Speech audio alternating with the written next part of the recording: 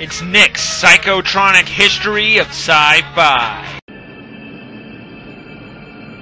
Father! Father! The sleeper has awakened! Dune is the eternally complex story of a desert world and the treasures therein. To try and summarize its huge plot in just a few sentences is almost ridiculous, just because there are so many things to follow, and how they're explained it would take way too much time. I can't say it's about a world with no seas or greenery, just endless sand with giant worms that follow you wherever you go. This planet would be completely useless if it wasn't for the rare spice that could be found there, which fuels the universe. The hero, a young noble boy whose family is killed, escapes into the desert, taking root with the native people and rising up for revenge against his familial enemies. It incorporates much more than that, but that's the gist of it. It focuses on themes of ecology, politics, religion, heroism, villainism, and a plethora of others in a way that hadn't really been done before in science fiction. It deliberately suppressed technology, focusing more on human achievement and what we could become in the future instead of how we could augment ourselves with mechanical devices. They had people who could train their minds to act as human computers and make super fast calculations in their heads. Women who had total cellular control of their bodies, as well as being able to see into their genetic memories and tap their ancestors as a resource for information.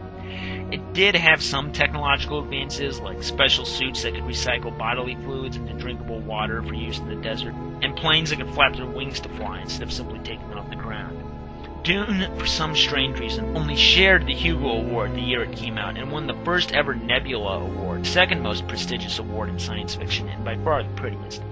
While not being a huge success when it first came out, Dune was another novel that broke into the mainstream, even being taught in some colleges and adapted by students as a Bible of counterculture and forward thinking. Like many science fiction novels, it was followed by a slew of sequels that got progressively stranger and hard to read as they went on, as well as being turned into a really weird movie in the 80s, as well as a more faithful TV movie in the early 2000s, but I don't think either could really capture the book.